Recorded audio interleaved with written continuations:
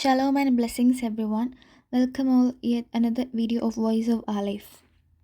ഇന്ന് നമ്മൾ ഹീബ്രു ആൽഫബറ്റ്സിൽ മറ്റൊരു അക്ഷരമാണ് പഠിക്കാൻ പോകുന്നത്. കഫ് എന്നത് ഹീബ്രു അക്ഷരമാലയിലെ 19ാമത്തെ അക്ഷരമാണ്. ഇതിൻ്റെ മൂല്യം എന്ന് പറയുന്നത് 100 ഈ അക്ഷരത്തിൻ്റെ പുരാതന രൂപങ്ങൾ നോക്കുമ്പോൾ അതൊരു വൃത്തവും അതിൻ്റെ പിന്നിൽ സൂര്യനും പോലെയാണ് തോന്നുന്നത്. കഫ് പിക്ടോഗ്രാഫ് നോക്കുമ്പോൾ അതിൽ പകുതിയായിട്ട് ചുറ്റുമുള്ളൊരു വട്ടവും അതിന് പിന്നിൽ കാണുന്ന ഒരു സൂര്യനുമാണ്. ഈ അക്ഷരത്തിൻ്റെ അർത്ഥം എന്ന് പറയുന്നത് സൺ ബിഹൈൻഡ് ടൈം എന്നൊക്കെയാണ്. ഈ ചിത്രത്തിൽ കഫ് എങ്ങനെയാണ് പല സമയത്ത് പല രൂപം മാറ്റമുണ്ടായതെന്നാണ് കാണിക്കുന്നത്. ഏർലി ഹീബ്രുവിൽ ഒരു വൃത്തത്തിനുള്ളിൽ നിന്ന് താഴേക്ക് ഒരു വര വരുന്നത് പോലെ കാണാം. സൂര്യൻ ഉദിക്കുന്നത് പോലെയാണ് ആ രൂപം കാണപ്പെടുന്നത്. പിന്നീട് ലേറ്റ് മോഡേൺ ഹീബ്രുവിലേക്ക് അക്ഷരം മാറി. മോഡേൺ ഹീബ്രുവിൽ രൂപം നോക്കുമ്പോൾ അതിൽ വലത്തേക്ക് വളഞ്ഞ ഒരു വലിയ ഇംഗ്ലീഷ് ആൽഫബറ്റ് സി രൂപം പോലെയും താഴേക്ക് നീളുന്ന ഒരു നേരായ വരയും കാണാം. അതാണ് മോഡേൺ ഹീബ്രുവിൽ ഇപ്പോൾ അതായത് പ്രിൻ്റഡ് ആയിട്ടുള്ള അക്ഷരത്തിലൊക്കെ യൂസ് ചെയ്യുന്നത്. ഈ അക്ഷരം സൂക്ഷിച്ച് നോക്കിയാൽ തലയുടെ പിൻഭാഗം പോലെയും നമുക്ക് തോന്നും. ഇത് നമുക്ക് കാണാത്തതോ പിന്നിലുള്ളതോ ആയ എന്തെങ്കിലും കാര്യത്തെയാണ് സൂചിപ്പിക്കുന്നത്. ഹീബ്രു ട്രഡീഷനിൽ കുഫ് എന്ന് പറയുന്നത് ഇമ്മീഡിയറ്റ് ആയിട്ട് വിസിബിൾ ആവാത്ത കാര്യങ്ങളെയാണ് സൂചിപ്പിക്കുന്നത്. ഈ പിക്ചറിൽ കൊടുത്തിരിക്കുന്നതെല്ലാം കുഫിൻ്റെ മീനിങ് ആണ്. Circle, revolution, sunrise, Horizon.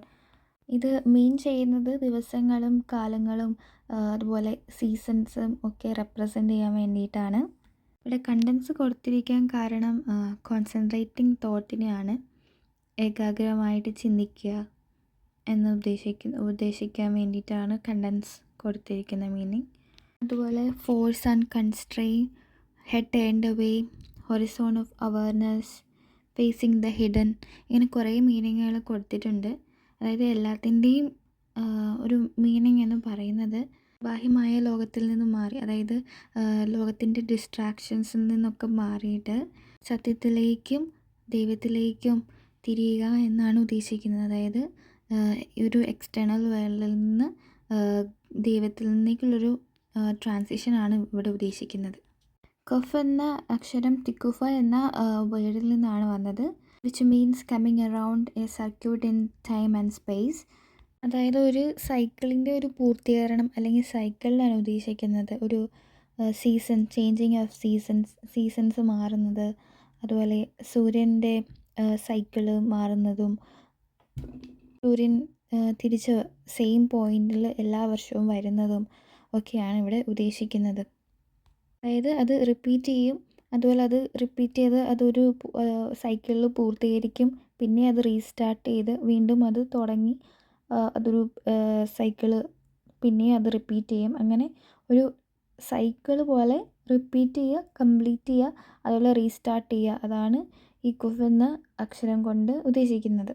ഈ ചിത്രത്തിൽ ഭൂമിയുടെ പിന്നിലായിട്ട് സൂര്യനെയും കാണാമല്ലോ. That is the sun like rays around the കഫ് സിമ്പിൾ. കഫ് ചിഹ്നത്തിന് ചുറ്റുമുള്ള സൂര്യൻ്റെ കിരണങ്ങൾ, ആ പിക്ചറിൽ കാണുന്ന കിരണങ്ങൾ സൂര്യൻ ഭൂമിയുടെ പിന്നിൽ നിന്ന് ഉദിക്കുന്നതായിട്ടാണ് സൂചിപ്പിക്കുന്നത്. ഇതൊരു റിവോൾവിങ് സൈക്കിളാണ്. അതായത് സണ്ണ് റൈസ് ചെയ്യും, എല്ലാ ദിവസവും സൂര്യൻ ഉദിക്കും. അതൊരു പുതിയ ഒരു സൈക്കിളിൻ്റെ ഒരു തുടക്കമാണ്. അതായത് ഇരുട്ടിനെ മാറ്റിയിട്ട് വെളിച്ചത്തിലേക്ക് കൊണ്ടുവരുന്നതും, അതുപോലെ സൂര്യൻ ചുറ്റും കറങ്ങുന്ന ഭൂമി അത് ഒരു തവണ കറങ്ങി എത്തുന്നതും അത് ഒരു ദിവസമാകുന്നതും അതൊക്കെ ഒരു സൈക്കിളാണല്ലോ. അപ്പം അത് ഡെയിലി നടക്കുന്ന ഒരു സൈക്കിളാണ്. അത് റിട്ടേൺ ചെയ്ത് റിപ്പീറ്റ് ചെയ്ത് അതൊരു സൈക്കിളായി പിന്നെ അത് ഒരു തിരിച്ച് അതുപോലെ തന്നെ ഒരു റിപ്പീറ്റിംഗ് പാറ്റേൺ ഉണ്ടാവും. Every day like the sun rising every day in a repeating pattern. ഇവയൊക്കെ സിംബലൈസ് ചെയ്യുന്നതാണ് ഈ കുഫ് എന്ന ലെറ്റർ. ഈ പിക്ചറിൽ ഇപ്പോൾ കാണാൻ കഴിയും സൂര്യൻ്റെ റെവല്യൂഷൻ ഓഫ് ടൈമിനെ സൂചിപ്പിക്കാൻ വേണ്ടിയിട്ടാണ് ഈ പിക്ചർ വരച്ചിരിക്കുന്നത്. കുഫിൻ്റെ പിക്ടോഗ്രാഫ് നോക്കിക്കഴിഞ്ഞാൽ നമുക്ക് കാണാം ഹൊറിസോണിൽ നിന്ന് റൈസ് ചെയ്യുന്ന സൂര്യൻ, അതായത് ഒരു ലൈൻ വരച്ചിട്ട് അതിൽ ഒരു ചുറ്റിനൊരു സർക്കിൾ കാണാൻ കഴിയും. അതാണ് പിക്ടോഗ്രാഫ്. ഈ ചിത്രം പ്രഭാതത്തിൻ്റെ ആദ്യ വെളിച്ചത്തെയാണ് പ്രതിനിധീകരിക്കുന്നത്.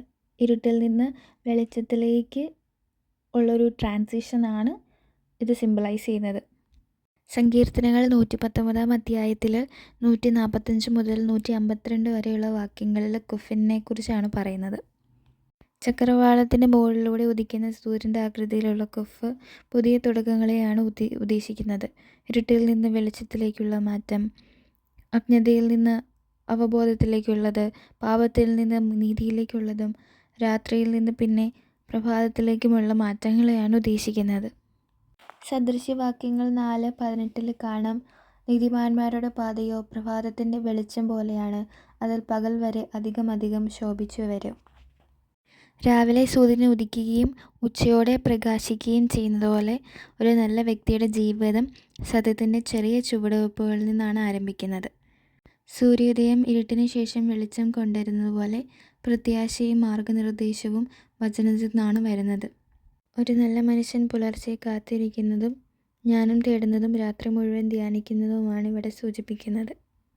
സങ്കീർത്തനങ്ങൾ 119 അധ്യായം 145 മുതൽ 152 വരെയുള്ള വാക്യങ്ങളിൽ കാണാം പൂർണ്ണ ഹൃദയത്തോടെയുള്ള പ്രാർത്ഥന, അതിരാവിലെ എഴുന്നേൽക്കൽ, അതുപോലെ സങ്കീർത്തകൻ വചനത്തെക്കുറിച്ചുള്ള ധ്യാനം എന്നിവയിലൂടെ ദൈവത്തിനാലുള്ള ആഴമായ ആഗ്രഹം പ്രകടിപ്പിക്കുന്നത്.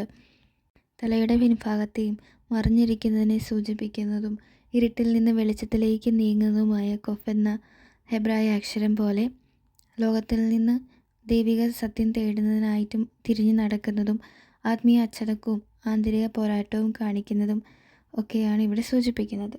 ദൈവത്തെ അന്വേഷിക്കാൻ പ്രഭാതത്തിന് മുമ്പ് നീതിമാന്മാർ എഴുന്നേൽക്കുന്നത് പോലെ ഉപരിതലത്തിനപ്പുറത്തേക്ക് നോക്കാനും ഉള്ളിലേക്ക് തിരിയാനും അച്ചടക്കത്തോടും ഭക്തിയോടും കൂടെ സത്യം പിന്തുടരാനും കൊഫ് എന്ന അക്ഷരം നമ്മെ ഓർമ്മിപ്പിക്കുന്നു.